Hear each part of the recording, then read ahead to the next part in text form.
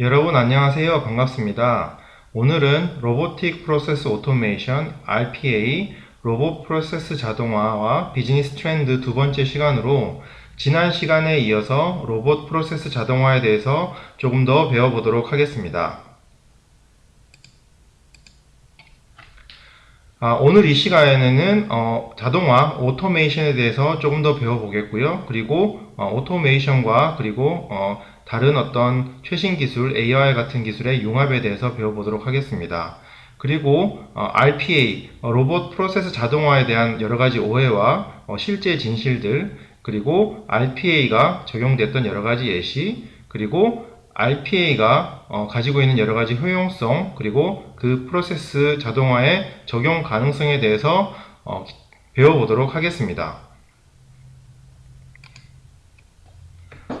우선 자동화라는 것에 대해서 조금 더 배워보도록 하겠습니다. 자동화라는 것은 정의에 따르면 컴퓨터나 전자기기를 이용해서 일 처리가 자동적으로 되는 것입니다. 보통 자동화는 제조업에서 생산 과정을 자동화시키면서 시작되었습니다. 좀 더 세부적으로는 공장 자동화, 그리고 사무 자동화, 여러 가지 무인 자동화, 가정 자동화, 그리고 저희가 관공서에서 여러 가지 문서, 주민등록등본 같은 것들을 무인 자동화 기계 같은 것으로 발급받는 그런 것들도 자동화라고 할 수가 있습니다. 먼저 사무 자동화는 여러 가지 어떤 사무 처리를 위해서 사무 자동화가 이루어지고 있는 것을 말하는 것입니다. 예를 들어서 은행에서 저희가 여러 가지 은행 고객 계좌의 잔고와 이자 계산을 데이터를 통해서 또 시스템을 통해서 처리를 하고 자동화시키는 것도 있고요. 그리고 여러 가지 워드 프로세스나 엑셀과 같은 어떤 여러 가지 오피스 프로그램, 그리고 팩시밀리 같은 것도 그리고 여러 가지 복사기를 통해서나 스캐닝하고 이런 것들도 전부 사무 자동화에 포함이 됩니다. 그리고 공장 자동화라는 것은 보통 여러 가지 공장의 생산 과정을 자동화하는 건데요. 컴퓨터와 여러 가지 장비들을 연결을 하고, 그리고 생산하는 생산 과정, 그리고 여러 가지 제품들을 출시하고 물류 관련된 부분에 대해서요. 물류 어떤 부품에 대한 어떤 재고 관리부터, 그리고 생산 이후에 물류가 이동하고 상품이 이동하고 그런 부분들 전체를 자동화하는 것을 공장 자동화라고 합니다. 그리고 가정 자동화는 저희가 IoT나 이런 기술들이 이용을 해서 집 밖에 있는 동안에 집 안에 있는 여러 가지 가전 제품이나 여러 가지 집 안에 있는 기구들을 원격으로 어떤 조정하고 그다음 모니터링 할 수 있는 그런 시스템을 얘기를 하는데요. 지금 여기에서 설명에서 보듯이 자동화라는 것들은 결국은 사람에 의해서 수행되는 것이지만은 기술에 의해서 도움을 받는 그런 활동을 오토메이션이라고 할 수가 있습니다. 예전에는 다들 어떤 인간에 의한 노동력에 의존하고 있던 생산 활동을 어떤 기계나 컴퓨터 이런 어떤 외부의 어떤 도움을 통해서 프로세스화하고 자동적인 수단에 의해서 활동할 수 있는 과정의 총칭이라고 할 수 있는데요. 이런 정보화 시대에 들어서면서 단순히 기계뿐만 아니고 여러 가지 PC 컴퓨터에 있는 프로그램들, 예를 들어서 우리 사무 자동화를 위해서는 워드 프로세서라든지 엑셀이라든지 여러 가지 오피스 프로그램, 그리고 네트워크, 랜이나 또 무선 통신, 와이파이나 4G, 5G 같은 것들을 이용해서 우리가 생활을 하고 업무를 하는, 그리고 여러 가지 사무실 내에서도 다 네트워크로 연결해서 사무 작업을 할 수 있는 것들을 어떤 전체를 자동화라고 할 수가 있습니다.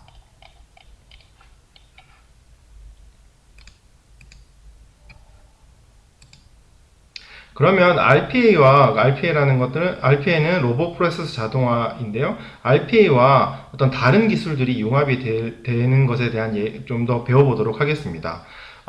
여기서 보시면은 액티비티라는 것들이 로봇들에게 일종의 아웃소싱 된다고 이해하시면 됩니다.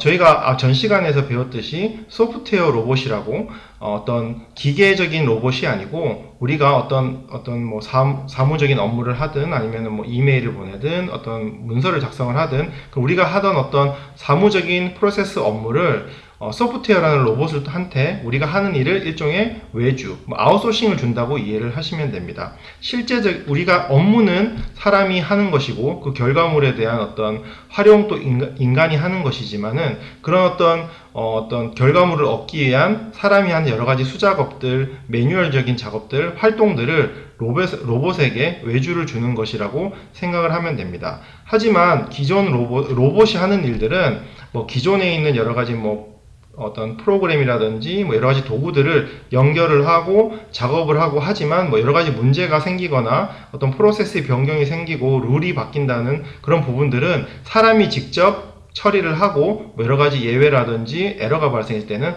사람이 다 해결을 해야 됩니다. 그러니까 Artificial Intelligence라는 AI 기술을 만약에 기반으로 하는 기술은 우리가 그 RPA, 로봇 프로세스 자동화를 더 확장하고 다음 단계의 어떤 성능에 도달할 수 있도록 도울 수가 있습니다. RPA가 우리가 기술에 대해서 되게 단순하다고 생각을 할 수 있습니다. 왜냐하면은 RPA는 우리가 어떤 기존에 있는 프로세스, 그리고 사람이 하는 단순한 어떤 수작업들을 소프트웨어 로봇이 대신하고 빠르게만 해줄 수 있다. 그렇기 때문에 되게 단순한 기술이라고 생각을 할 수는 있는데요. 하지만 실제로 이해하시듯이 RPA 로봇이 명령하는 대로 이행하는 그런 부분들이 있는 반면에 AI, 인공지능 같은 경우에는 자기 학습이 가능하다는 것이 RPA와 AI의 차이입니다. 다시 한번 말씀드리면 RPA는 사용자가 지시한 대로 정확하게 수행하고 그리고 업무를 반복해서 같은 방식으로 어떤 오류 없이 빠르고 정확하게 업무를 수행하는 것이 목표입니다. 그렇기 때문에 여러 가지 규정이 정해져 있고 룰이 정해져 있고 정확성이 중요한 어떤 규칙에 기반의 프로세스가 있는 경우에는 적합한 편입니다. 하지만 AI, 인공지능은 일반적으로 프로세스에 대한 입력이 정형화되어 있거나 구조화되어 있지 않은 경우, 그러니까 어떤 엑셀에서 데이터를 정확하게 입력을 해서 받아서 하는 경우가 아니고 사람의 말이라든지 자연어라든지 이게 구조화되어 있지 않은 경우, 그리고 대용량의 데이터들이 있는 경우에 그런 경우에는 인공지능이 기계학습을 통해서 본인이 어떤 데이터가 더 중요하고 어떻게 데이터를 입수를 하고 가공을 하는지 그런 의사결정을 하는 업무에는 적합한 것입니다. 하지만 현재로는 RPA, 로봇 프로세스 오토메이션이 인공지능보다는 조금 더 안정된 기술이기 때문에 RPA를 많이 사용하고 있는 것이 현실입니다. 현재 AI가 필요하지 않기 때문에 RPA를 구현을 하고 AI를 전혀 구현하지 않는 회사의 사례가 훨씬 더 많습니다. 그 이유는 당장의 현재 어떤 업무 프로세서를 개선을 하고 효율성을 추구를 하는 데는 RPA가 AI보다는 좀 더 퍼포먼스를 내기 때문이고 비용적인 측면이나 구현하는 용이성 측면에서도 RPA가 더 좋기 때문이죠. RPA가 좀 더 반복적이고 단순하지만 AI가 가진 어떤 장점이 있고 RPA가 가진 장점이 있기 때문에 어떤 기술을 선택을 하는 것은 사용자의 몫입니다. 하지만 RPA에 AI의 어떤 기능을 접목해서 융합해서 사용을 했을 때 좀 더 시너지가 난다는 것은 자명합니다. 그렇기 때문에 앞으로 AI 기술이 좀 더 보급화되고 그리고 대중화되고 그리고 RPA와 결합이 될 수 있는 여지가 더 크다면은 RPA와 AI를 결합을 해서 좀 더 어떤 학습을 통해서 인간의 인풋이 좀 더 적게 들어가고 그리고 RPA와 AI가 직접 본인이 의사결정을 해서 실제로 더욱더 효율성이 높은 그런 어떤 사람의 업무를 대신해서 아웃소싱 할 수 있는 그런 기술들이 앞으로 나올 것으로 예상됩니다.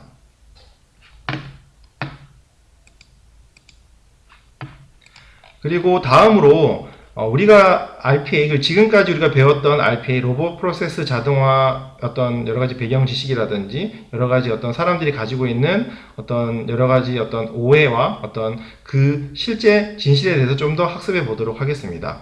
우리가 배웠던 RPA에 대한 정의는 사람이 하던 일들을 대신 해주고 효율성을 높여주고 그렇기 때문에 사람이 하는 일을 대신 해줄 수 있다. 그러는 것이 저희의 어떤 RPA에 대한 전반적인 이해였는데요. 그렇기 때문에 생길 수 있는 첫 번째 오해는 그 로봇 프로세스 자동화가 어떤 여러 가지 업무들을 다 고쳐줄 수 있고 오래된 어떤 프로세스를 다 고쳐줄 수 있고 효율적인 프로세스를 다 어떻게 보면은 효율적으로 만들어줄 수 있을 것이라는 믿음을 가질 수가 있습니다. 하지만 실제로는 어떤 그런 프로세스 어떤 비용들 프로세스 코스트가 실제로는 뭐 어떤 여러 가지 리서치에 통하면은 한 25%에서 한 40% 정도를 줄일 수 있다고 합니다. 그리고 업무 처리 속도를 크게 향상시킬 수 있는 것이 바로 현실입니다. 문제 자체를 해결을 하거나 뭐 예를 들어서 우리가 어떤 회계나 어떤 재무적인 어떤 업무를 하는 데 있어서 그 업무 자체를 없앤다든지 아니면 그 문제 자체가 가지고 있는 문제점을 해결하거나 그렇지는 않습니다. 실제로는 그 자체의 업무를 사람이 해서 쓰는 어떤 에너지라든지 시간을 좀 더 줄여줄 수 있고 어떤 효율화를 할 수 있고 그렇기 때문에 그 사람이 다른 업무에 집중을 함으로써 비용을 감소하고 어떤 업무 자체의 속도를 증가시킬 수 있는 것이 바로 어떤 RPA가 얻을 수 있는 효용이며 진실입니다. 그리고 두 번째 가질 수 있는 오해는 모든 프로세스가 RPA를 통해서 개선을 할 수가 있다. 앞에서 저번 시간에 설명을 드렸듯이 RPA가 개선할 수 있는 업무의 어떤 전환할 수 있는 부분은 실제로 100%라고 말씀드릴 수는 없습니다. RPA라는 것이 기존에 사람이 하고 있는 업무 프로세스 그 중에서도 단순할 뿐만 아니고 뭐 단순하지 않도록 좀 복잡하더라도 반복적이어서 어떤 소프트웨어 로봇이 대신 할 수 있는 프로세스만 대체가 가능한 것입니다. 예를 들어서 뭐 우리가 업무를 하는 데 있어서 여러 가지 어떤 펑션들, 디파트먼트, 그러니까 뭐 부서들이 뭐 영업이라든지 뭐 인사, 그리고 IT, 재무, 회계 등 뭐 수만 가지의 업무 프로세서들이 존재를 합니다. 하나의 예를 들어서 인사 업무 중에서 사람을 채용을 하는 데 있어서 인터뷰를 한다고 우리가 가정을 했을 때 인터뷰가 어떤 요즘에는 AI 뭐 인공지능을 통해서 어떤 어떤 그 로봇과 어떤 사람이 인터뷰를 어느 정도는 할 수는 있겠지만 사람 대 사람으로 느낄 수 있는 그런 어떤 감정이라든지 감성 그리고 사람에 대한 인상 뭐 이런 부분에 있어서는 아직까지는 기술이 대체할 수 없는 부분들이 있습니다. 그렇기 때문에 개선 가능한 프로세스와 불가능한 프로세스가 공존하는 것이 현실입니다. 그렇기 때문에 RPA의 구현을 위해서는 실제 회사 내나 조직 내에서 우리가 수행하는 업무들에 대한 모든 프로세스들을 리스트업, 그러니까 전부 다 정리를 하고 그 중에서 어떻게 반복적이어서 RPA를 통해서 기술을 통해서 그런 어떤 업무 효율성을 RPA라는 기술을 통해서 대체하고 또는 효율을 높일 수 있는 부분들을 구분을 하고 그리고 RPA가 대체 불가능한 프로세스가 어떤 것들인지도 그룹화하고 구분하는 것이 필요합니다. 그리고 마지막으로 RPA에 대한 어떤 오해 중에 하나는 RPA, 그러니까 Robotic Process Automation에서 우리가 앞에서 설명드렸던 소프트웨어 로봇이 어떤 사람의 인력을 대체할 것이라는 오해가 있습니다. 어떤 부분에 있어서는 사람이 로봇이 사람을 대체할 수 있는 여지가 충분히 있습니다. 뭐 예를 들어서 우리가 역사적으로 봤을 때도요, 80년대 후반에 어떤 여러 가지 어떤 뭐 주판이나 주산을 통해서 여러 장부를 기입하는 어떤 북키핑을 하는 인력들이 회사나 조직 내에 많이 존재를 했습니다. 하지만 뭐 90년대에 PC가 많이 보급이 되고 엑셀이라든지 여러 가지 어떤 전산 회계라든지 그런 어떤 뭐 ERP 시스템이 도입되고 난 다음에는 그런 인력들이 조직 내에서 사라졌습니다. 그리고 과거의 조직 내에는 타이핑, 뭐 타자만 전문으로 하는 그런 어떤 인력도 존재를 했습니다. 하지만 PC가 도입되고 어떤 워드 프로세스, 한글 워드 프로세스나 MS 워드 프로세스가 도입됨에 따라서 모든 사람들이 워드 프로세스를 통해서 문서를 작성할 수 있게 됨에 따라서 그런 인력들이 과거에 타이핑만 전문으로 하던 인력들이 사라졌습니다. 그리고 지금은 많은 콜센터의 직원들이 1차적으로는 어떤 AI라든지 자동 어떤 그런 커스터머 서비스를 담당하는 챗봇, 그러니까 채팅을 전문으로 하는 로봇이 어느 정도는 콜센터 인력을 대체하고 있는 것이 현실입니다. 그렇기 때문에 IT라든지 여러 가지 통신 기술, 뭐 어떤 여러 가지 최신 기술들이 발달함에 따라서 시대에 따라서 그리고 기술의 변화에 따라서 필요한 기술과 요구하는 자질이 변화하는 것이 어떤 자연스러운 현실입니다. RPA도 마찬가지입니다. RPA라는 어떤 로봇 프로세스 자동화 어떤 기술이 도입이 돼서 과거에 사람이 10시간 동안 해야 될 업무를 지금 어떤 그런 이 RPA 로봇이 1분 안에 어떤 이 업무를 완수할 수 있다면은 새로운 어떤 장점들이 발생을 합니다. 기존의 인력들은 좀 더 창의적이고 분석적이고 그리고 뭐 어떤 컨설팅이라든지 어떤 분석적이고 사람의 어떤 창의적인 어떤 능력들이 필요한 업무에 집중이 가능해지는 것입니다. 뭐 예를 들어서 어떤 회계나 재무적인 업무 분야에 있어서 매달 마감을 할 때 데이터를 사람이 어떤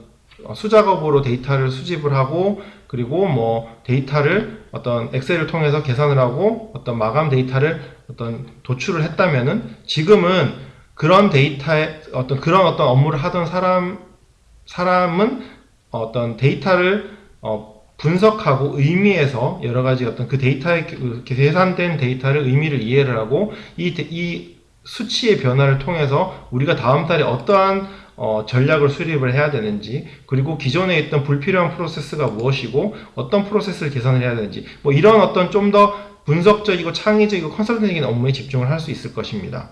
뭐 이런 어떤 그 오해는 사실 어떤 새로운 기술들이 도입될 때마다 모든 분들께서 가질 수 있는 어떤 그 오해들이지만 실제로는 알아야 되는 부분들은 우리 이런 새로운 기술을 통해서 얻을 수 있는 기회가 있는 것이 분명하고요. 그리고 어떤 사람은 그런 어떤 대체되는 어떤 그런 기술과 어떤 여러 가지 최첨단 IT 기술 대신에 또 새로운 어떤 분석적이고 창의적인 업무에 어떤 자신의 어떤 역량을 집중을 해서 또 다른 우리의 어떤 변화를 또 적응을 한다는 것입니다.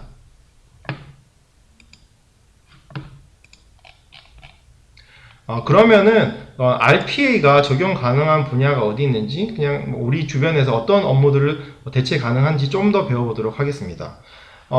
저의 기억으로 제가 대학교를 다닐 때는 대학교 수강 신청 때 예를 들어서 뭐 월요일날 9시부터 수강 신청을 시작을 한다고 했을 때 모든 학생들이 동시에 접속을 해서 본인이 원하는 인기 있는 수업을 듣기 위해서 동시에 접속을 하고 그리고 수강 신청란에 어떤 페이지를 이동을 하고 어떤 수강 과목 코드 번호를 넣고 수강 신청을 누르려고 했던 그런 경쟁이 치열했던 것이 기억이 납니다.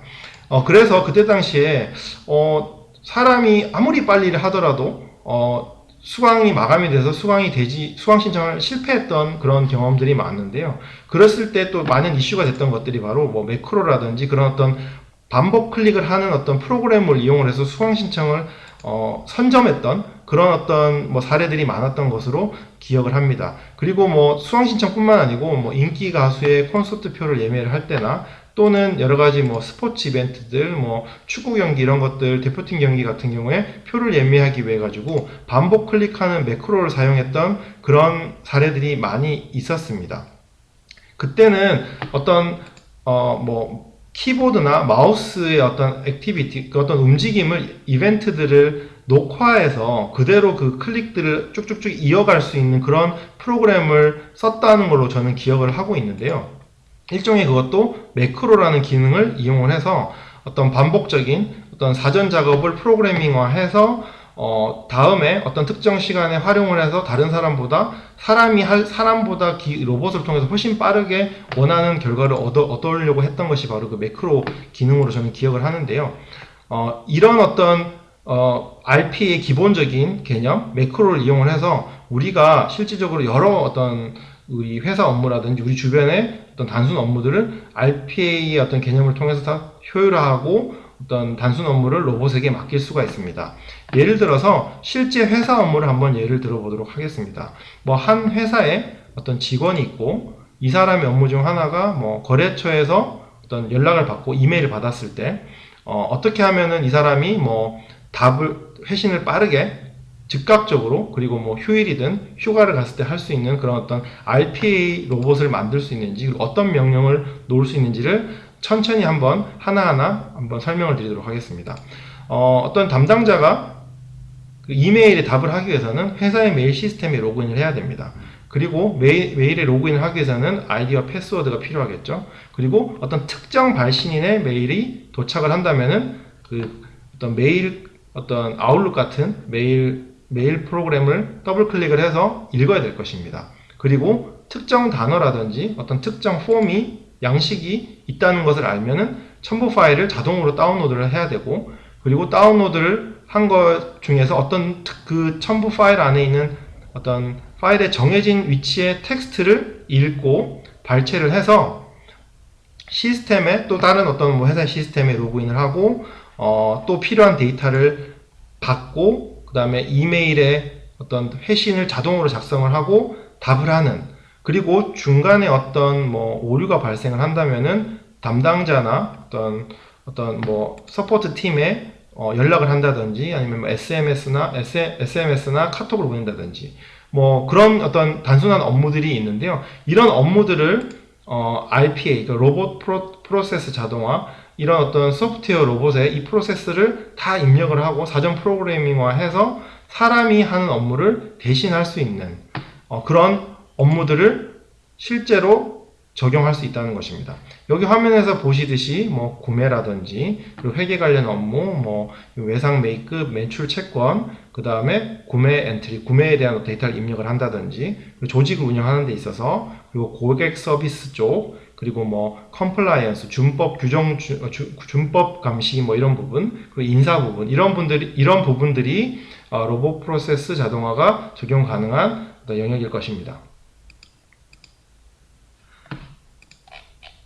그리고 다음으로는 어떤 실제 업무에서 어떤 영역에 어떤 업무 영역에서 더 적용이 가능한지를 좀 더 배워보도록 하겠습니다. 첫 번째로 보고 계시는 왼쪽 제일 상단에 있는 세일즈 및 여러가지 고객 서비스 부분입니다. 세일즈 부분에 있어서 세일즈가 발생을 하고 매출이 발생을 하면은 이런 데이터들은 지금 현재는 모든 데이터들이 어느 정도는 자동화로 뭐 ERP 시스템 통해서 다 입력이 되고 하지만 여전히 많은 부분이 수기 작업, 뭐 매뉴얼로 데이터를 입력해야 되는 부분이 있습니다. 예를 들어서 새로운 벤더, 어떤 구매처가 있다면은 뭐 벤더를 입력하고 등록을 하고, 그리고 또 여러 가지 또 뭐 주 단위든 월 단위든 매출 데이터를 검증을 하고 결산을 하고, 뭐 그리고 데이터를 확인을 하고, 그리고 데이터가 맞지 않았을 때는 유관 부서에 연락을 해서 뭐 커뮤니케이션 해야 되는 그런 여러 가지 수작업들이 존재를 합니다. 이런 부분들이 어느 정도 RPA를 통해서 개선이 될 것으로 예측이 되고요. 그리고 또한 어떤 고객 관련된 부분, 고객 서비스 관련된 부분은 뭐 예를 들어서 고객 불만이 접수가 되고 뭐 고객 불만이 어떻게 처리가 됐는지, 그리고 추적 관리는 어떻게 하는지, 그리고 여러 가지 수작업 데이터 입력하는 부분, 뭐 부서 간 커뮤니케이션 하는 부분, 이런 부분들이 전부 RPA를 통해서 개선 가능한 부분들입니다. 그리고 구매 관련된 부분들도 마찬가지입니다. 구매 관련된 부분도 여러 가지 판매자를 등록을 하는데, 뭐 판매자를 등록하는 데 있어서 입력해야 되는 데이터들은 연락처 데이터, 그리고 뭐 새로운 어떤 판매하기 위한 제품에 대한 상세 스펙들, 뭐 어떤 그 제품 수라든지 제품 넘버, 그 다음에 뭐 여러 가지 그런 부분들, 그리고 거래 내역들, 이런 부분들이 수기로 입력해야 되는 부분들은 RPA로 대체가 가능하고요. 그리고 뭐 재무나 파이낸스나 감사 부분들, 뭐 이런 부분들에 있어서 관련된 어카운트라든지 프로세스 관리, 그리고 전체적인 원장 데이터의 검증들, 그리고 감사를 하는 데 있어서 어떤 업무 프로세스에서 어떤 승인을 받았는지, 그리고 뭐 어떤 모니터링 활동을 하고 있는지, 이런 부분들을 다 확인 가능한 부분들에 있어서 RPA가 대체가 가능한 부분들이 있습니다. 그리고 텍스 관련, 세금 관련된 부분에 있어서도 현재로 뭐 데이터 입력이라든지 세금 마스터 데이터 관리 부분, 그 다음에 데이터 검증이나 여러 가지 수작업들이 많은 부분들을 RPA로 대체가 가능할 부분일 것입니다. 그리고 어떤 HR, 인사 관련 쪽에서도 뭐 채용 관련된 부분에 있어서 뭐 신원조회라든지 이력서 스크리닝 이런 부분들은 이미 지금 어느 정도 기계 어떤 소프트웨어를 통해서 하고 있죠. 그리고 어떤 채용 공고와 실제로 이력서 부분에 있어서 그 사람이 실제로 우리가 원하는 어떤 여러 가지 자격 요건을 갖추고 있는지 이런 부분들도 대조하는 부분들은 어떤 로봇들, 소프트웨어 로봇을 통해서 대체가 가능한 부분입니다. 그리고 IT 관련된 부분도 뭐 IT 서포트라든지 메인터넌스, 유지보수 관련된 부서에서는 뭐 여러 가지 계정 관리, 그 다음에 뭐 여러 가지 IT 지원 업무, 뭐 IT에 대한 어떤 오류가 발생했을 때 어떤 유저 사용자에게 어떤 에러에 대한 케이스를 오픈을 하고 추적을 하고 뭐 유지 보수 관련된 이런 단순 어떤 수작업 관련된 부분들은 RPA를 통해서 개선이 가능한 부분들입니다. 다음은 기업체에서 RPA가 어떻게 이용되고 있는지 조금 더 자세하게 알아보겠는데요. 첫 번째로 펑션, 그러니까 어떤 회사의 업무 중에 파이낸스, 재무 회계 관련된 부분에 있어서 많이 활용되고 있는 RPA가 많이 활용되고 있는 부분이 바로 데이터 클리닝 부분입니다.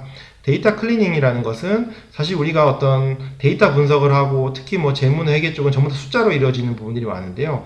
이 데이터들이 사실 내가 분석을 하기 위해서 필요한 데이터는 전체 데이터 중에 얼마 되지 않는 경우들이 많습니다. 그러니까 실제로 로 데이터라고 해서요. 시스템에서 뭐 매출 데이터라든지 아니면은 뭐 여러 가지 어떤 재무 회계 관련된 데이터들이 정제되지 않은 데이터를 더티 데이터라고 부르고요. 이 더티 데이터를 정제하는 것이 바로 클리닝 또는 뭐 스크러빙이라고 하는데요.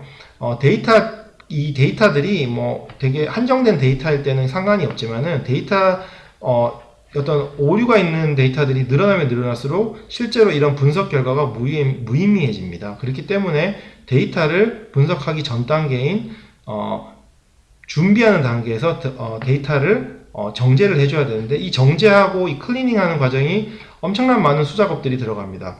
실제로 어떤 분들께서는 실제로 데이터 분석 업무에 있어서 많은 거의 한 80~90%가 데이터 클리닝에 소모한다고 얘기를 하는데요. 그렇기 때문에 데이터를 분석하는 과정에 있어서 이런 클리닝 과정에 있어서 RPA가 사람의 많은 부분을 대체를 해준다면 업무 효율성이 상당히 올라갈 것입니다.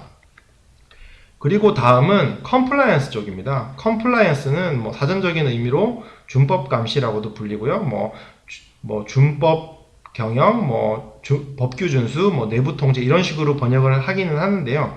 보통 뭐 금융 쪽 관련된 분야에서 이 컴플라이언스가 상당히 중요하게 강조되고 있습니다. 요즘에는 뭐 부패 방지라든지 뭐 공정거래 이런 부분에 있어서도 컴플라이언스가 많이 중요성 강조되고 있고요.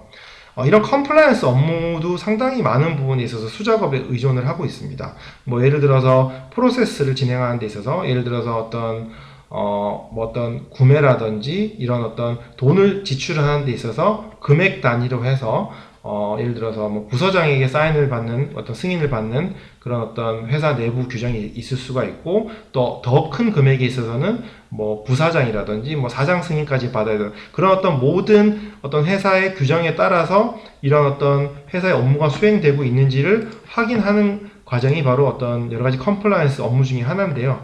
이런 업무들을 사람이 하나하나 수작업으로 확인하고 그렇게 하는 부분들이 많습니다. 그렇기 때문에 RPA를 통해서 이렇게 어떻게 보면은 수치화하기 어려운 부분들을 수치화하고 어떻게 보면은 좀 더 정형화된 어떤 프로세스를 분석을 한 다음에 RPA로 대체를 한다면은 많은 인력과 시간을 세이브할 수 있고 이런 세이브한 인력과 어떤 예산을 어떻게 보면 다른 좀 더 가치 있고 좀 더 어떤 생산성이 높은 그런 분야의 업무를 투입을 할 수가 있을 것입니다.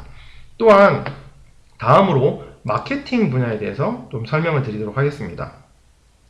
기존의 마케팅을 하는 데 있어서 우리가 뭐 고객에 대한 피드백을 받는다든지 이런 부분은 고객의 데이터와 고객의 피드백을 수집하기 위해서는 뭐 설문조사를 한다든지 아니면 뭐 인터뷰를 진행을 한다든지 이런 많은 수작업화된 기법에 많이 의존을 하고 있습니다. 요즘은 뭐 SNS라든지 뭐 온라인 블로그 등을 통해서 데이터를 수집을 하는데요. 뭐 웹 스크래핑이라는 기법을 많이 쓰기도 하는데요. 그런 걸 통해서 고객 반응을 확인하는데, 이런 어떤 뭐 데이터 수집, 설문, 뭐 웹 스크래핑, 뭐 이런 것들을 사람이 직접 하게 된다면 정말 많은 시간과 비용을 소모를 하게 됩니다. 이런 거를 RPA, 뭐 로봇 프로세스 자동화를 통해서 고객 데이터를 수집을 하고, 그 다음에 뭐 웹상에서나 아니면 SNS에 있는 데이터들을 어떤 수집을 하는, 이런 어떤 단순하고 사람이 시간을 많이 소모를 할 수밖에 없는 영역의 업무를 RPA가 대신을 해줄 수 있다는 것입니다. 그러면 어떤 기존에 있는 인력들은 어떤 기계가 할 수 없는, 로봇이 할 수 없는 부분, 뭐 어떤 고객과의 실제 의사소통, 아니면 실제로 커뮤니케이션이라든지, 아니면은 분석된 데이터를 통해서 전략을 수립한다든지, 이런 부분들의 업무에 본인들의 역량을 집중을 할 수 있는 여지가 생깁니다. 지금까지 배워본 어떤 RPA, 특히 뭐 기업 분야에 있어서는 어떠한 그 효용들이 있는지를 크게 세 가지 한번 배워보도록 하겠습니다. 첫 번째는 RPA를 통해서 기존의 어떤 지루하게 반복된 작업을 로봇에게 이렇게 위임을 했을 때는 직원 및 어떤 고객의 만족도를 향상할 수 있는 그런 효용이 있습니다. 고객 관리를 위해서 뭐 과거에 썼던 많은 시간들, 그런 시간들을, 그리고 또 많이 투입됐던 인력들, 그리고 여러 가지 비용들을 정말 어떤 고객들에게 어떤 고객들이 더욱더 다른 서비스를 제공하기 위해서 투자를 할 수 있는 것이죠. 그리고 직원들의 관점에서는 어떤 단순 작업, 반복된 작업들을 하기보다 좀 더 창의적이고 좀 더 부가가치적인 업무에 본인의 역량을 쓸 수 있기 때문에 직원의 만족도도 향상시킬 수 있는 효과가 있습니다. 그리고 두 번째로는 잘 아시듯이 생산성이 향상을 가속화할 수 있다는 것입니다. 또 통계에 따르면은 한 대의 어떤 소프트웨어 로봇이 평균 4명, 그러니까 전일로 일하는 노동자의 어떤 그 업무의 노동력의 어떤 4명의 노동력을 대체할 수 있다고 합니다. 그리고 로봇의 비용, 그러니까 소프트웨어 로봇의 비용은 뭐 여러 가지 소프트웨어를 도입을 하고 관련된 어떤 시스템을 구축을 하고, 그런데 드는 비용과 그리고 실제 인력을 고용을 하고 운영을 해서 쓰는 것보다 로봇 비용이 평균적으로 높게는 50%, 그리고 어떻게 보면 많이 보면 90%까지 저렴하다고 합니다. 또한 보통 어떤 새로운 RPA를 구축을 하고 난 다음에 한 3개월에서 6개월 내에는 어떤 투자 비용을 회수를 한다고 합니다. 그렇기 때문에 그 이후에는 또 다른 RPA를 도입을 할 수 있는 여지가 생기는 것이죠.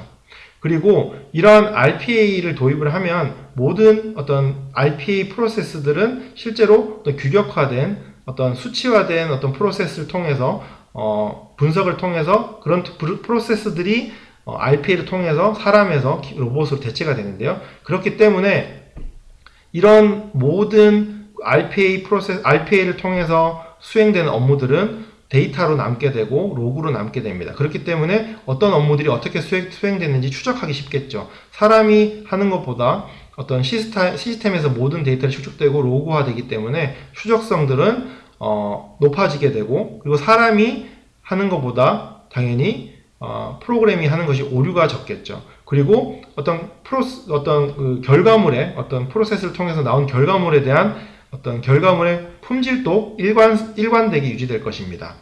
또한 감사적인 측면에서 봤을 때는 회사라든지 조직에서는 이 업무가 어떻게 수행됐는지 뭐 6개월이 지나든 1년이 지나든 몇 년이 지나도 그런 어떤 로그라든지 그런 어떤 과거의 수행 데이터를 추적해 본다면은 좀 더 감사 목적에서도 좀 더 편의성이 높아지고 효율성이 높아질 것입니다.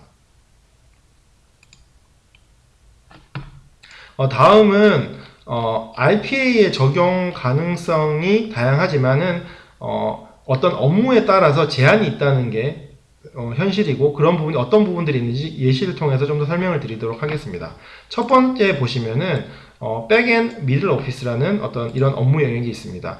미들 오피스와 백 오피스는 보통 금융권에서 많이 쓰는 용어인데요. 금융권에서 보통 업무를 나눌 때 프론트 오피스, 미들 오피스, 백 오피스라고 크게 나눕니다. 프론트 오피스는 금융 뭐 상품을 판매를 한다든지 뭐 세일즈를 한다든지, 그리고 뭐 실제 고객을 만나고 이런 영역의 업무를 프론트 오피스라고 보통 얘기하고요. 제일 앞단에서 일을 한다는 거죠. 그리고 미들 오피스는 처음 앞단 그 프론트 오피스에서 금융 상품을 판매하고 금융 거래가 일어났을 때 어떤 업무에 대한 서포트 업무, 그러니까 예를 들어서 금융 거래에 대한 주문을 수탁을 하고 실제로 결제를 하고, 그리고 금융 상품이 만약에 해외 어떤 거래사가 있다면은 거래사와 커뮤니케이션을 하고, 뭐 그런 부분들을 해야 되는 업무들을 미들 오피스라고 얘기를 합니다. 그리고 또 백오피스라는 업무가 존재를 하는데요. 이 백오피스는 어떤 조직에서든지 존재하는 공통적인 업무들입니다. 뭐 예를 들면은 회계라든지 재무라든지 인사라든지 IT 업무 같은 것들을 백오피스라고 얘기를 하는데요. 예를 들어서 프론트 오피스 업무 같은 경우에는 고객과의 어떤 커뮤니케이션, 의사소통, 그리고 뭐 어떤 판매, 세일즈 이런 부분들이 많이 존재하기 때문에 실질적으로 RPA가 도입 가능한 어떤 가능성이 좀 낮은 것이 현실입니다. 하지만 뭐 미들 오피스라든지 백 오피스, 뭐 실제로 어떤 거래의 어떤 주문을 한다든지 아니면은 뭐 회계라든지 재무 이런 부분들은 프로세스 표준화가 가능하기 때문에 RPA에 적용 가능성이 높다는 거죠. 그래서 그렇기 때문에 똑같은 금융권 업무라도 프론트 오피스보다 백 오피스, 미들 오피스가 좀 더 어떤 RPA 도입 가능성이 높은 것이 특징이고, 어떤 프론트 오피스의 업무는 좀 더 RPA 업무 적용 가능성이 낮은 어떤 제한이 존재를 합니다. 그리고 다음으로 예로는 뭐 고객 서비스 관련돼서는요, 커스터머 서비스 관련해서는 우리가 어떤 콜센터에서 고객과 뭐 1차적으로 의사소통을 할 때 모든 콜센터 직원이 직접 고객과 전화를 통해서 의사소통이 하는 부분도 있겠지만은 뭐 채팅을 통해서 어떤 고객 서비스 뭐 질문을 받고 답변을 하는 부분에 있어서는 어느 정도 RPA나 어떤 소프트웨어 로봇이 대체가 가능한 부분이 있습니다. 하지만 고객 서비스에 있어서는 그런 어떤 기계적인 답변뿐만 아니고 실제 고객과 뭐 감성적인 교감이라든지 뭐 의사소통을 인간이 해야 되는 부분이 존재를 합니다. 그렇기 때문에 어떤 부분에 있어서는 RPA가 도입이 가능한 데 있어서 제한이 존재하는 것이 사실입니다. 또한 HR resources, 그러니까 약간 인사 업무 관련해서도 인사 업무 관련해서 여러 가지 뭐 이력서 스크리닝이라든지 뭐 이런 어떤 단순한 기계적으로 대체 가능한 부분이 있는 반면에 실제로 트레이닝을 한다든지 뭐 새로운 인력을 트레이닝을 하고 승진 교육을 한다든지 그리고 리더십 교육을 한다든지 그리고 사람 대 사람으로서 어떤 실제로 면접을 하면서 얼굴을 맞대고 봐야 되는 부분들, 그리고 팀끼리 팀워크를 어떤 서로 간의 팀워크 빌딩을 하는 부분에 있어서는 RPA라는 이런 어떤 로봇 자동화 프로세스를 통해서 대체 불가능한 여러 가지 한계가 존재를 합니다.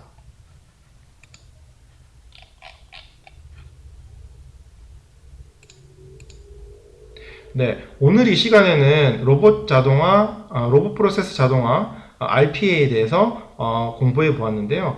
오늘은 어떤 오토메이션, 자동화에 대해서, 그리고 뭐 AI와 같은 신기술과 RPA의 어떤 차이, 그리고 어떻게 보면 융합돼서 시너지 효과를 일으킬 수 있는지 그에 대한 가능성, 그리고 RPA가 가지고 있는 뭐 여러 가지 오해들, 그리고 실제 어떤 진실들, 그리고 RPA가 어떤 우리 주변에서 그리고 회사라든지 우리 업무에서 어떻게 적용될 수 있는지에 대한 어떤 예시, 그리고 RPA를 도입을 했을 때 얻을 수 있는 어떤 회사 내에서 효용들, 그리고 적용 가능성들에 대해서 공부를 해 보았습니다. 다음 시간에는 로봇 프로세스 자동화 RPA 세 번째 시간으로 RPA 유스 케이스 어떤 적용 사례에 대해서 좀 더 자세하고 좀 세분화된 적용 사례에 대해서 케이스별로 학습해 보도록 하겠습니다. 대단히 감사합니다.